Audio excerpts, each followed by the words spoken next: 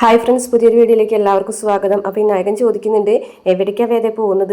അതെ, കുറച്ച് ഉഷ്ണിക്കുന്ന കാര്യങ്ങൾ ചോദിക്കാനാ. അതുകൊണ്ടാണ് ഈ കാറ്റുള്ള സ്ഥലം തന്നെ തിരഞ്ഞെടുത്തത്. വിനായകൻ ചേട്ടൻ വായു എന്ന് പറയണേ. ഈ സമയത്ത് ദർശനും ഹമീദ് സാറും അവിടെ തന്നെ നിൽക്കുന്നുണ്ട്. അപ്പോൾ വേദ താൻ വന്നോ എന്നൊക്കെ ചോദിക്കാൻ കേട്ടോ ദർശൻ. അപ്പോൾ വിനായകന് ഒന്നും മനസ്സിലാവുന്നില്ല കേട്ടോ. എന്താ കാര്യം എന്ന് ചോദിക്കാൻ കേട്ടോ. ഈ ആളെ വിനായകൻ ചേട്ടൻ അറിയുമെന്ന് ചോദിച്ചിട്ട് ഹമീദ് ഖാൻ കാണിക്കാൻ കേട്ടോ. അപ്പോൾ ഇല്ല, എനിക്കറിയില്ല എന്ന് പറയാൻ കേട്ടോ. അപ്പോൾ ഹമീദ് പറയുന്നുണ്ട്, ഇയാളാണല്ലേ വിനായകൻ, താൻ ആൾ കൊള്ളാലടോ എന്ന് പറയാൻ കേട്ടോ. അപ്പോൾ വിനായകൻ പറയും, എന്താ വേദ ഇതുക, എന്താ കാര്യം എന്ന് ചോദിക്കാൻ കേട്ടോ. അതെ, ഞാനൊരു കാര്യം ചോദിക്കാൻ വേണ്ടിയിട്ടാണ് വിനായകൻ ചേട്ടനെ ഇവിടേക്ക് കൊണ്ടുവന്നത്. അന്ന് വിനായകൻ ചേട്ടന് ഓർമ്മയില്ലേ, അച്ഛന് ഒരു കേസ് വന്നത്, മയക്കുമരുന്ന് കേസിൽ ഉൾപ്പെട്ടത്. അതൊക്കെ കഴിഞ്ഞതല്ലേ? കഴിഞ്ഞു. പക്ഷേ ആ കേസിൽ കേസന്വേഷണം നടത്തിയിരുന്ന പോലീസുകാരിൽ ഉണ്ടായിരുന്ന ആളാണ് ഈ ഹമീദ് ഖാൻ എന്ന് പറയാൻ കേട്ടോ. അതൊക്കെ, പക്ഷേ എന്തിനാണിപ്പോൾ എന്നെ വിളിച്ചെന്നൊക്കെ ചോദിക്കാൻ കേട്ടോ. അതിനെക്കുറിച്ച് കുറച്ച് സംശയങ്ങളുണ്ടെന്ന് പറയുന്നത്. സംശയങ്ങളോ? അതൊക്കെ അവസാനിച്ചതല്ലേ? അപ്പോൾ ദർശൻ പറഞ്ഞിട്ട് അവസാനിച്ചതാണ്, പക്ഷേ ആ കേസ് ഒന്നുകൂടെ റീഓപ്പൺ ചെയ്യണമെന്ന് വേദയ്ക്കൊരാഗ്രഹം എന്ന് പറയും. അപ്പോൾ വേദ ഒരു കാര്യം ചോദിക്കുകയാണ്, എന്നാൽ പറയും വിനായകൻ ചേട്ടാ, അന്ന് എന്തിനാണത് ചെയ്തത്? അല്ല, അച്ഛൻ്റെ ബാഗിൽ മയക്കുമരുന്ന് വെച്ചത്. വേദ എന്തൊക്കെയാ ഈ പറയുന്നത്? എനിക്കിതിനെക്കുറിച്ചൊന്നും ഒരു അറിവില്ല. ആണോ? ഒരറിവും എന്ന് ചോദിക്കേണ്ടത്. ഇല്ല, ഒരറിവില്ല എനിക്ക് എന്ന് പറയാം കേട്ടോ. ആണോ? അങ്ങനെയാണെന്നുണ്ടെങ്കിൽ ഹമീദ് ഖാൻ, നമുക്കൊരു കാര്യം ചെയ്യാം. നാളെ തന്നെ വിക്രമിനെ കൊണ്ട് SP ഓഫീസിലൊരു പരാതി കൊടുപ്പിക്കാം. ആ കേസ് ഒന്ന് റീഓപ്പൺ ചെയ്യണമെന്നും ആ മയക്കുമരുന്ന് എങ്ങനെയാണ് അച്ഛൻ്റെ ബാഗിൽ വന്നതെന്നും അതൊക്കെ ചെയ്യാം. അതിപ്പോഴേ വീണ്ടും ഒരു കേസ് കൂടെ കൊടുത്താൽ നാളെ തന്നെ അതിൻ്റെ പുനരന്വേഷണം ഉണ്ടാവും. അപ്പോൾ യഥാർത്ഥ പ്രതിനെ കണ്ടെത്താൻ പറ്റും. അപ്പോൾ വേദ പറയുന്നുണ്ട്, വിക്രത്തിനെ കൊണ്ട് ഞാൻ പറയിപ്പിക്കും. അച്ഛൻ അന്നത്തെ ദിവസം അറസ്റ്റ് ചെയ്യപ്പെടാതിരിക്കാൻ വേണ്ടിയിട്ടാണ് വിക്രം ആ കേസ് ഏറ്റെടുത്തതെന്ന്. അപ്പോൾ കാര്യങ്ങളൊക്കെ തിരിഞ്ഞു മറിയും. അപ്പോഴത് ചെയ്തത് ആരാണെന്നുള്ള പ്രതി പുറത്തു വരും എന്നൊക്കെ പറയാൻ കേട്ടോ വേദ. അപ്പോൾ വിനായകനാകെ ഒരു പേടിയും ഇതൊക്കെ വരികയാണ് കേട്ടോ. അപ്പോൾ വിനായകനോട് വേദ പറയുന്നുണ്ട്, എന്നാൽ ശരി, ഞങ്ങൾ പോട്ടെ, നാളെ തന്നെ വിക്രമിനെ കൊണ്ടൊരു കേസ് കൊടുപ്പിക്കാം. എന്തായാലും വിനായകൻ ചേട്ടൻ അതിൽ യാതൊരു പങ്കും ഇല്ലല്ലോ. വീട്ടിലാകെ 3-4 പേരല്ലേ ഉള്ളൂ. അതിൽ ആരെങ്കിലും പിടിച്ചു കുടഞ്ഞു കഴിഞ്ഞിട്ടുണ്ട്, 3-4 ആൾക്കാരെ പിടിച്ചു കുടഞ്ഞ ശാസ്ത്രീയമായിട്ട് എന്തെങ്കിലുമൊക്കെ ചോദ്യം ചെയ്തിട്ടുണ്ടെങ്കിലേ സത്യം വള്ളി പുള്ളി വിടാതെ പുറത്തു വരുന്നൊക്കെ പറയാനിട്ടോ വേദ. അപ്പോൾ വിനായകനാകെ വിയർക്കാണ് കേട്ടോ. അപ്പോൾ ഹമീദ് നമുക്ക് പോകാം എന്ന് പറഞ്ഞിട്ട്, എന്തായാലും വിനായകൻ തുറന്നു പറയാൻ തയ്യാറല്ലല്ലോ. അപ്പോൾ നമുക്ക് പോകാമെന്ന് പറഞ്ഞിട്ട് അവർ പോകാനായിട്ട് ഇങ്ങനെ നിൽക്കാണ് കേട്ടോ. അപ്പോൾ വിനായകൻ ആകെ ടെൻഷനും പേടിയൊക്കെ ആവുകയാണ് കേട്ടോ. അപ്പോൾ വിനായകൻ ഇവർ ഇങ്ങനെ പോകുന്ന സമയത്ത് വിനായകൻ ഇങ്ങനെ പിന്നീന്ന് വിളിക്കാണ് കേട്ടോ, വേദ എന്ന് പറഞ്ഞിട്ട് വിളിക്കാൻ കേട്ടോ. അപ്പോൾ എന്താ കാര്യം ചോദിക്കും കേട്ടോ. അല്ല, അത് പിന്നെ എന്ന് പറയട്ടോ. സത്യം പറയും വിനായകേട്ടാ, എന്താന്ന് സംഭവിച്ചത് എന്ന് ചോദിക്കും കേട്ടോ. അല്ല, അതൊക്കെ കഴിഞ്ഞു പോയതല്ലേ? കഴിഞ്ഞു പോയതിൽ നിന്ന് ആണല്ലോ വിനായകൻ ചേട്ടാ പുതിയ കാര്യങ്ങൾ ഉണ്ടാവുന്നത്. അതുകൊണ്ട് വിനായകൻ ചേട്ടാ സത്യം തുറന്നു പറഞ്ഞോ എന്ന് പറയുകയാണേ. അപ്പോൾ വിനായകൻ പറയാണ്, അന്ന് ഞാനങ്ങനെ ചെയ്തത് എനിക്ക് വേറെ നിവൃത്തിയില്ലാത്തതുകൊണ്ടാണ് വേദേ എന്ന് പറയാൻ കേട്ടോ. എന്നിട്ട് പറയുന്നുണ്ട്, അതെ, അന്ന് ഒരു സ്ഥലക്കച്ചവടത്തിൻ്റെ കേസിൽ പെട്ട് എനിക്കൊരു 10 ലക്ഷത്തോളം ബാധ്യത ഉണ്ടായിരുന്നു. ആ ബാധ്യത വെച്ചിട്ട് ഞാൻ എന്ത് ചെയ്യണമെന്ന് അറിയാതിരിക്കുമ്പോഴാണ് ആ കോളേജിൽ പഠിക്കുന്ന വിക്രമുമായിട്ട് അടിപിടി ഉണ്ടായിരുന്ന പയ്യൻ എന്നെ കാണാൻ വരുന്നത്. ആ പയ്യൻ വന്നിട്ട് എന്നോട് കുറച്ച് മയക്കുമരുന്ന് തന്നിട്ടുണ്ടെങ്കിൽ ആ കോളേജിൽ അത് വിതരണം ചെയ്യുമെന്ന് ചോദിച്ചപ്പോൾ അപ്പോഴത്തെ അവസ്ഥയിൽ ഞാനത് ചെയ്തു പോയി എന്ന് പറയാൻ കേട്ടോ. ഞാൻ ആ മയക്കുമരുന്ന് മേടിച്ച് അത് വിതരണം ചെയ്യാമെന്ന് സമ്മതിച്ച് വേദയെന്ന് പറയാൻ കേട്ടോ. അപ്പോൾ പെട്ടെന്ന് തന്നെ ഹമീദ് ഒറ്റ അടിക്കാണ് കേട്ടോ വിനായകൻ്റെ മുഖത്ത്. എന്നിട്ട് പറഞ്ഞു, ചെറിയ കൊച്ചു പിള്ളേരുടെ ഭാവി വെച്ചിട്ടാണോടാ നീ കളിക്കുന്നതെന്ന് ചോദിക്കാൻ കേട്ടോ. അപ്പോൾ വിനായകൻ ആകെ ഒരു വിഷമാവും കേട്ടോ. എല്ലാവരും മുന്നിൽ വെച്ച് അടി കിട്ടിയല്ലോ. അങ്ങനെ ഒരു അടി ഒട്ടും പ്രതീക്ഷിക്കുന്നില്ല. അത് സാറേ, അന്നത്തെ എൻ്റെ അവസ്ഥ അങ്ങനെയായിരുന്നു സാറേ. ആ 10 ലക്ഷത്തിൻ്റെ ബാധ്യത തീർക്കാൻ വേണ്ടിയിട്ടാണ് ഞാനത് ചെയ്യാമെന്ന് വിചാരിച്ചത്. പക്ഷേ ഞാൻ ആ മയക്കുമരുന്നും കൊണ്ട് ആ കോളേജിൻ്റെ പരിസരത്തൊക്കെ ഒരുപാട് നടന്നു. പക്ഷെ അതൊന്നും കച്ചവടം ചെയ്യാനോ അത് ആ കുട്ടികളുടെ കയ്യിലൊന്നും കൊടുക്കാനൊന്നും എനിക്കന്ന് സാധിച്ചില്ല എന്ന് പറയാണ് കേട്ടോ. എന്നിട്ട് പിന്നീട് അവരെന്നോട് പറഞ്ഞു, ഈ റിട്ടയർമെൻറ്റ് ദിവസമായപ്പോൾ അച്ഛൻ്റെ ബാഗിൽ അത് വെച്ചാൽ മതി, അച്ഛൻ്റെ ബാഗിൽ വെച്ചിട്ടുണ്ടെങ്കിൽ അവരത് ഓഫീസ് റൂമിൽ നിന്ന് എടുത്തോളാം എന്ന് പറഞ്ഞിട്ടാണ് ഞാനത് അച്ഛൻ്റെ ബാഗിൽ വെച്ചത്. പക്ഷേ അതിൻ്റെ പിന്നിൽ ഇങ്ങനെ ഒരു ചതി ഉണ്ടെന്ന് എനിക്ക് സത്യമായിട്ടും അറിയില്ലായിരുന്നു വേദേ. പിന്നെ അഡ്വാൻസ് തുക കൈപ്പറ്റിയത് കൊണ്ട് അവർ പറഞ്ഞ കാര്യം എനിക്ക് ചെയ്യാതിരിക്കാനും പറ്റിയില്ല. അതുകൊണ്ടാണ് ഞാനത് അച്ഛൻ്റെ ബാഗിൽ വെച്ചത്. പക്ഷെ ഒരിക്കലും അത് അച്ഛനെ അറസ്റ്റ് ചെയ്യാനോ വിക്രത്തിനെ കൊടുക്കാനോ ഒന്നും വേണ്ടി ആയിരുന്നില്ല എന്ന് പറയാണ് കേട്ടോ. അപ്പോൾ ഹമീദക്കിനോട് വേദ പറയുന്നുണ്ട്, അന്ന് ഈ പിള്ളേരെ അച്ഛൻ പോലീസിൽ കേസ് കൊടുത്തിട്ട് കുറച്ച് പിള്ളേരെ അറസ്റ്റ് ചെയ്യിച്ചിട്ടുണ്ടായിരുന്നല്ലോ. ആ പിള്ളേരെ അറസ്റ്റ് ചെയ്യിച്ചപ്പോൾ ഒരാൾ രക്ഷിക്കാനായിട്ടാണ് വന്നിട്ടുണ്ടായിരുന്നു, ശ്രീകുമാർ എന്ന് പറയുന്നത് ശ്രീകാര്യ ശ്രീനിവാസൻ്റെ പെങ്ങള മോൻ. അയാൾ പറഞ്ഞൊരു വാക്ക് ഇപ്പോഴും ഹമീദക്കാക്ക് ഓർമ്മയില്ലേന്ന് ചോദിക്കുകയാണ്. ആ ഓർമ്മയുണ്ട്, അതെന്താണെന്നൊന്ന് വിനായകൻ ചേട്ടൻ പറഞ്ഞു കൊടുക്ക്. മാഷ് ചെയ്തതിന് മാഷിന് അതേ നാണയത്തിൽ തന്നെ തിരിച്ചടി നൽകുന്നു, അങ്ങനെയാണ് അയാൾ പറഞ്ഞു പോയതെന്ന് പറയുകയാണെ. അപ്പോൾ മാഷ കൊടുക്കാൻ വേണ്ടി മനഃപൂർവ്വമാണ് ആ ചതി ചെയ്തതെന്ന് ഉറപ്പായി എന്ന് പറയും കേട്ടോ.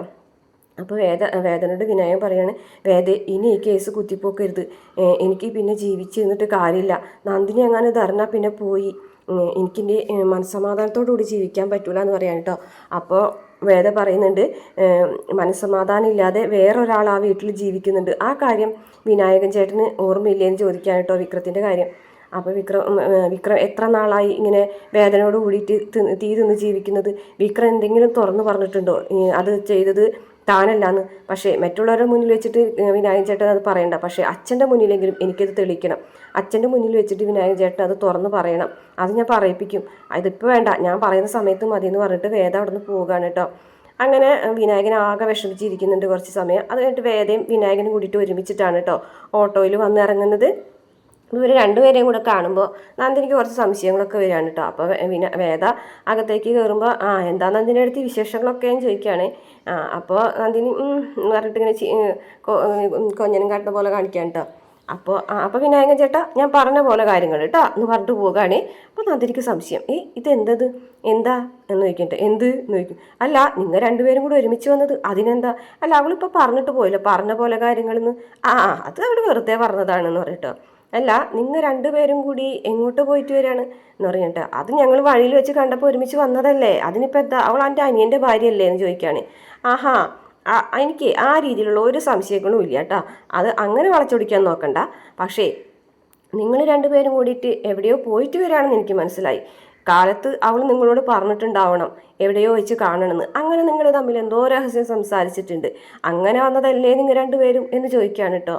അപ്പോൾ വിനായകന് ദേഷ്യം വരികയാണ് കേട്ടോ. വിനയപതേ നന്ദിനി, നീ വെറുതെ ആവശ്യമില്ലാത്ത കാര്യങ്ങളൊന്നും പറഞ്ഞുണ്ടാക്കണ്ട, അങ്ങനെ ഒന്നും സംഭവിച്ചിട്ടില്ല, വഴിയിൽ വെച്ച് കണ്ടപ്പോൾ ഒരുമിച്ച് വന്നെന്ന് മാത്രമേ ഉള്ളൂ എന്ന് പറയാൻ കേട്ടോ. അപ്പോൾ നന്ദിനി പറയും, ഇത് ഞാൻ വിശ്വസിക്കണം എന്നാണോ? നീ വിശ്വസിക്കാതിരിക്കുന്നതൊന്നും എനിക്ക് എന്നെ ബാധിക്കുന്ന കാര്യമല്ല. അതെ കുശുമ്പ് അസൂയം കൊണ്ട് നിൻ്റെ തലയ്ക്ക് കുറച്ച് നെല്ലിക്കാത്തളം വയ്ക്കേണ്ട സമയമായി എന്ന് പറഞ്ഞിട്ട് അവിടുന്ന് പോകുകയാണ് കേട്ടോ വിനായകൻ. പിന്നെ കാണിക്കുന്നത് മാഷക്ക് കമലാമ്മ കോഫിയൊക്കെ കൊണ്ടു കൊടുക്കുന്നുണ്ട്. അപ്പോഴേക്കും വേദ വരികയാണ് കേട്ടോ. അപ്പോൾ മോളെ വേദയ്ക്ക് കാപ്പി എടുക്കട്ടെ എന്നൊക്കെ ചോദിക്കുന്നുണ്ട് കമലാമ്മ. ശരി അമ്മയെന്ന് പറഞ്ഞിട്ട് വേദയ്ക്ക് ചായ വെക്കുന്നുണ്ട് കേട്ടോ. അപ്പോൾ ശ്രീചേട്ടത്തി വീട്ടിലെല്ലാവരോടും പറഞ്ഞോ എന്ന് ചോദിക്കുകയാണ്. അപ്പോൾ ഇല്ല, വേദ വന്നിട്ട് പറയാമെന്ന് കരുതിയിട്ടാണ്. അപ്പോൾ കമലാമ്മയൊക്കെ ഇങ്ങനെ എന്താണെന്നുള്ള രീതിയിൽ നോക്കുകയാണ് കേട്ടോ. മാഷും എന്തോ ഒരു കാര്യം പറയാനുണ്ടല്ലോ എന്നുള്ള രീതിയിൽ.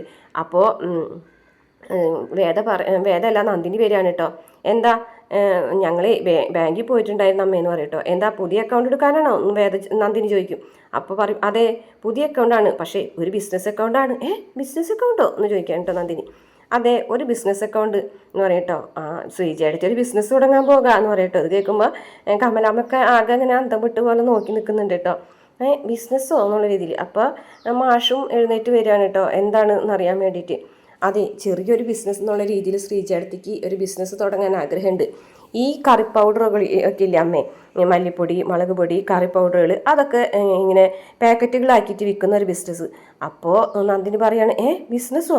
ദേ ശ്രീജയടുത്തി ഇവള് പലതും പറഞ്ഞു കൊണ്ട് കൊടുക്കാൻ നോക്കൂട്ടോ, ശ്രീജേച്ചിക്ക് ഇതിലൊന്നും ചെന്ന് വീഴരുത്, ശ്രീജേച്ചിക്ക് ഇതൊക്കെ പറ്റുമോ എന്നൊക്കെ ചോദിക്കുകയാണ് കേട്ടോ നന്ദിനി കുശുമ്പോട് കൂടിയിട്ട്. അപ്പം മാഷ് ചോദിക്കും എന്തുകൊണ്ട് പറ്റില്ല? അതെന്താ ശ്രീജയ്ക്ക് ഇതൊന്നും പറ്റില്ല എന്ന് പറയുന്നത്? എല്ലാവർക്കും അവരുടേതായ കഴിവുകളും കാര്യങ്ങളൊക്കെ ഉണ്ട്, ശ്രീജ അത് ചെയ്താൽ എന്താ എന്ന് മാഷ് ചോദിക്കാണ്. അപ്പോൾ കമലാമ്മ പറയും നല്ല കാര്യമാണ് മോളെ, എന്തെങ്കിലുമൊക്കെ ചെയ്യുന്നത് ഒരു നല്ല കാര്യം തന്നെയാണ്. പിന്നെ ഏതൊക്കെ കടകളിൽ കൊണ്ട് കൊടുക്കണം, എങ്ങനെ കടകളൊക്കെ ഉണ്ടാക്കും എന്നൊക്കെ ആലോചിച്ചാൽ മതി. അപ്പോൾ വിനായകൻ പറഞ്ഞു അത് ശരിയാണ് അമ്മ പറഞ്ഞത്, കടകളുടെ കാര്യങ്ങളെക്കുറിച്ച് ചിന്തിച്ചാൽ മതി. അപ്പോൾ നന്ദിനി ഒരു നോട്ടം നോക്കൂട്ടോ. അപ്പോൾ വിനായകനല്ല നമ്മുടെ നന്ദിനി പറയാണ് കേട്ടോ.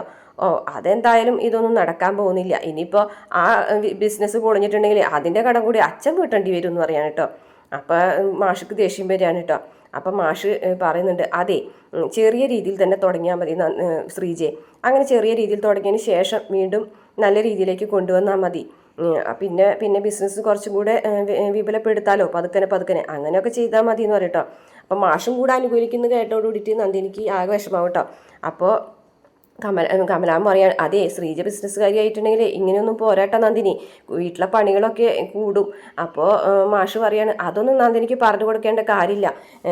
പിന്നെ വീട്ടിലെ 2 മരുമക്കൾ പുറത്ത് പോയി ജോലി ചെയ്യും, ഒരാൾ ബിസിനസ് ചെയ്യും, അങ്ങനെയൊക്കെ ചെയ്യുമ്പോൾ വീട്ടിലിരിക്കുന്ന ആളാണല്ലോ കുടുംബത്തെ ജോലികളൊക്കെ ചെയ്യേണ്ടത്. പിന്നെ ഉണ്ണുന്നതിൻ്റെയും വീട്ടിൽ തരുന്നതിൻ്റെയും കണക്കൊക്കെ നന്ദിനിക്ക് അറിയാവുന്നത് പോലെ വേറെ ആർക്കും അറിയില്ലല്ലോ അല്ലേ നന്ദിനി എന്ന് പറഞ്ഞിട്ട് മാഷൊരു വെപ്പ് വയ്ക്കാൻ കേട്ടോ. അപ്പോൾ നന്ദിനി ഒന്നും മിണ്ടാതെ തല കുമ്പിട്ട് നിൽക്കുകയാണ്. പിന്നെ മാഷ് ചോദിക്കുന്നുണ്ട്, വേദേ നിൻ്റെ മോളുടെ ഓഫീസിലെ കാര്യങ്ങളൊക്കെ എങ്ങനെ പോകുന്നു, ജോലിയൊക്കെ എങ്ങനെ പോകുന്നു എന്നൊക്കെ മാഷ് ചോദിക്കും കേട്ടോ. അപ്പോൾ വേദ പറയും, നല്ല രീതിയിൽ തന്നെ പോകുന്നുണ്ട് അച്ഛാ, എനിക്ക് ഇൻഡിപെൻഡൻ്റ് ആയിട്ട് കേസുകളൊക്കെ കിട്ടി തുടങ്ങിയിട്ടുണ്ട് എന്നൊക്കെ പറയാൻ കേട്ടോ. അപ്പോൾ മാഷൊക്കെ സന്തോഷമാവും കേട്ടോ. അപ്പോൾ മാഷ് പറയുന്നുണ്ട്, അതെന്തായാലും നല്ല കാര്യം തന്നെയാണ്, കേസൊക്കെ സ്വന്തമായിട്ട് എടുത്ത് വാദിക്കുന്നത് വളരെ നല്ലതായിട്ടുള്ള കാര്യമാണെന്ന് പറയും കേട്ടോ. അപ്പോൾ നമ്മളെ വേദ വന്നിട്ട് മാഷോട് പറയും, അതെ പുതിയ കേസ് കിട്ടിയതിൻ്റെ ഭാഗമായിട്ട് ഞാനൊരാൾക്ക് വക്കീൽ നോട്ടീസ് അയച്ചു, അപ്പോഴേക്കും വിക്രമും വരികയാണ് കേട്ടോ. അപ്പോൾ പറയുന്നുണ്ട്, വക്കീൽ നോട്ടീസോ? വക്കീൽ നോട്ടീസ് അയച്ചു. തേരാട്ട് ശ്രീധരൻ എന്നൊരാൾ കൊടുത്ത പരാതിയുടെ പേരിലാണ് വക്കീൽ നോട്ടീസ് അയച്ചിട്ടുള്ളത്. ശ്രീകാര്യ ശ്രീനിവാസന് എതിരെയാണ് വക്കീൽ നോട്ടീസ് അയച്ചിട്ടുള്ളത്. അച്ഛൻ്റെ അനുഗ്രഹം ഉണ്ടാവണം കേട്ടോ എന്ന് പറയുകയാണേ വേദ. അപ്പോൾ മാഷ് പറയുന്നുണ്ട്, എൻ്റെ അനുഗ്രഹത്തെക്കാളും നിൻ്റെ നാക്കിൻ്റെ മൂർച്ചയാണ് മോളെ ഇതിൽ ഏറ്റവും കൂടുതൽ വേണ്ടത്. പിന്നെ ഒരുപാട് ആൾക്കാരുടെ ജീവൻ അപകടപ്പെടുത്തുകയും ഒരുപാട് ആൾക്കാരുടെ ജീവിതം നശിപ്പിക്കുകയും ചെയ്തിട്ടുള്ള ആൾക്കാർക്കെതിരെ പടപൊരുതുന്നത് നല്ല കാര്യം തന്നെയാണ്. പക്ഷേ സൂക്ഷിക്കണം മോളെ, വലിയ വലിയ ആൾക്കാരൊക്കെയാണ് അപകടം പതിയിരിക്കുന്നത് ഓർമ്മ വേണം. പിന്നെ പുറത്തുള്ള ആൾക്കാരെ മാത്രമല്ല അകത്തുള്ള ആൾക്കാരെയും സൂക്ഷിക്കണം എന്ന് പറഞ്ഞിട്ട് വിക്രത്തിനൊന്ന് നോക്കാണ് കേട്ടോ. അപ്പോൾ വേദയ്ക്ക് മനസ്സിലായി വിക്രത്തിനെ ഉദ്ദേശിച്ചാണ് മാഷ് പറഞ്ഞതെന്നുള്ളത്. അപ്പോൾ വേദ പറയുന്നുണ്ട്, അതൊക്കെ ഞാൻ ശ്രദ്ധിച്ചോളാം അച്ഛാ. അപ്പോൾ വിക്രാണെന്നുണ്ടെങ്കിൽ ഇതൊക്കെ കേട്ടിട്ട് തല കുമ്പിട്ട് നിൽക്കുകയാണ് കേട്ടോ. എന്ത് പറയണമെന്നൊന്നും വിക്രത്തിന് മനസ്സിലാവുന്നില്ല.